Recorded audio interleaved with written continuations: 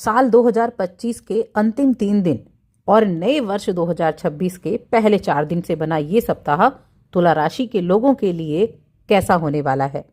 जय माता दी दोस्तों, आप सभी का स्वागत है हमारे YouTube चैनल पे। और मैं बात कर रही हूँ इस नए सप्ताह के तुला राशि फल के बारे में। देखिए, ये नए वर्ष को विदा देते हुए हम नए साल में कदम रखेंगे और इस सप्ताह में कई तरह के राजयोग का निर्माण भी होगा। जब नया वर्ष शुरू हो रहा है तो 1 जनवरी 2026 को बहुत अच्छे संयोग भी बनेंगे, जिसके द्वारा इस नए वर्ष की शुरुआत को आप अपने लिए अच्छा कह सकते हैं। देखिए, जो धनु राशि में 4 ग्रह एक साथ हैं, लक्ष्मी नारायण योग बना रहे हैं, मंगल आदित्य राजयोग बना रहे हैं, बुधादित्य योग बना रहे हैं और चतुर्ग्रही योग का भी निर्माण कर रहे हैं, जो कि तुला राशि के जातकों के लिए करियर में नई उड़ान भरने का काम करने वाला है। वहीं अगर हम चंद्रमा की स्थिति की बात करें तो चंद्रमा मेष, वृषभ, मिथुन और कर्क राशि में गोचर करेंगे।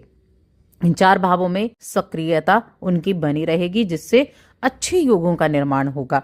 अब ये योग जो हैं, ये किस तरह से आपके जीवन को सुखद बनाने वाले हैं, कैसे नए वर्ष की शुरुआत अच्छा करेंगे और इस वर्ष का अंत अच्छा करेंगे, क्या कुछ विशेष होने वाला है, चलिए जानते हैं। बस एक छोटा सा निवेदन है, वीडियो पसंद आए तो चैनल को सब्सक्राइब जरूर करें। देखिए, तुला राशि के जातकों के लिए जब हम इस सप्ताह की बात करते हैं तो जो राहु की अगर उपस्थिति की हम बात करें तो राहु की उपस्थिति आपको किसी ना किसी वजह से ट्रेवल करा सकती है। यात्रा का योग आपके लिए बनता हुआ दिखाई दे रहा है।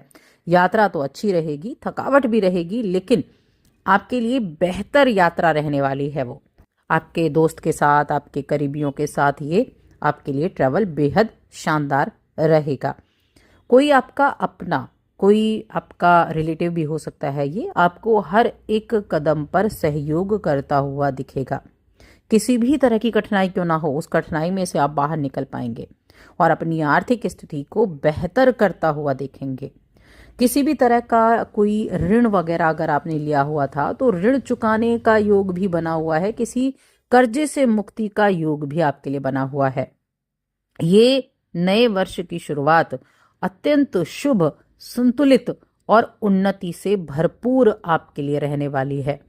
इस समय, इस सप्ताह में स्वास्थ्य की तरफ से, धन की तरफ से, रिश्तों, तीनों क्षेत्रों में आपको मजबूती देखने को मिलेगी। और इस सप्ताह के मध्य में, यानी कि जब ये नया वर्ष शुरू होगा, तब बड़े धन लाभ के योग बनेंगे। खास तौर से रियल एस्टेट से जुड़े लोगों के लिए बहुत फायदेमंद ये समय रहेगा। सप्ताह का जो अंत होगा, अंतिम समय होगा, वहां आपके लिए किसी तरह की ट्रैवल, कोई विदेशी यात्रा, कोई लंबी दूरी की यात्रा, कोई विदेशी साझेदारी, कोई इंटरनेशनल प्रोजेक्ट, ऐसी चीजों से लाभ मिलने की उम्मीद है। जो इन चीजों में काम कर रहे हैं उनके लिए बात कर रही हूं मैं। तरक्की आपके लिए, स्थिरता आपके लिए, कुछ नए अवसर, ये सारी चीजें आपको देखने को मिलेंगी। तो ये जो समय होगा, ये आपको थोड़ा सा फिजूल खर्ची भी करा सकता है, तो फिजूल खर्ची से बचने पर आपको ध्यान देना है। देखिए, इस दौरान आपके जो संवाद है ना, उस पर आपको ध्यान केंद्रित करने की भी आवश्यकता है। जैसे सप्ताह शुरू हुआ तो चंद्रमा की स्थिति कहाँ हुई? मेष राशि में हुई। अब मेष राशि में रहकर चंद्रमा क्या करेंगे? आपको साझेदारी के कामों से रिजल्ट दिलाएंगे, लेकिन थोड़ा सा भावुक भी कर सकते हैं। अब जो व्यक्ति भावुक होता है तो क्या होता है, कुछ ना कुछ उतार चढ़ाव तो जरूर होता है, चाहे वो मेंटली तौर पर ही क्यों ना हो। तो ऐसे में थोड़ा अपने आप को एक, कहते हैं, मजबूती से आपको रखना है।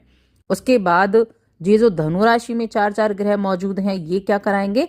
इनकी वजह से शिक्षा करने वाले जातकों के लिए अच्छा है, यात्रा के लिए अच्छा है, बौद्धिक रूप से खोज इन जो करते हैं उनके लिए भी अच्छा है। नए विचार आपके पास होंगे और बुधदेव ईमानदारी आपको देने की कोशिश करेंगे। आप स्पष्ट बातचीत कर पाएंगे लोगों के साथ। फिर चंद्रमा का गोचर हुआ वृषभ राशि में और फिर मिथुन राशि में, तो भावनात्मक रूप से संतुलन बनाकर रखेंगे और स्पष्टता से अपनी हर एक बात को आप कह पाएंगे। चंद्रमा जब कर्क राशि में जाएंगे तो आपके करियर के लिए बड़ा बेहतरीन समय रहेगा। अपनी हर एक जिम्मेदारियों को बखूबी निभाते हुए दिखेंगे। ये सप्ताह कूटनीति, स्पष्टता और उद्देश्यपूर्ण संवाद करने की सीख आपको देगा। यानी किस तरह से कामों को किया जा सकता है, इस यहाँ आपको इन चीज़ों की तरफ देखने को मिलेगा।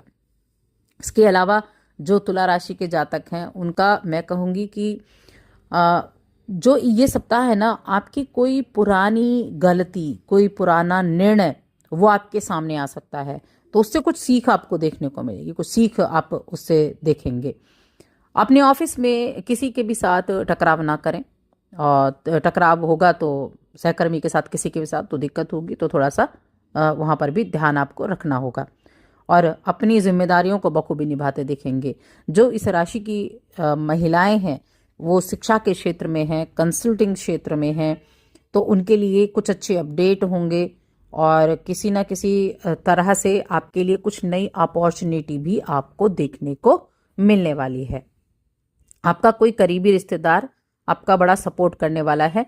इसके अलावा देखिए 5वें भाव में अगर हम देखें शनिदेव की जो स्थिति है, और शनिदेव की जो स्थिति आपके 6ठे घर में है, ये आपके परिवार, आपके दोस्तों के साथ आपको पिकनिक के लिए बेहतरीन समय प्रदान करेगी।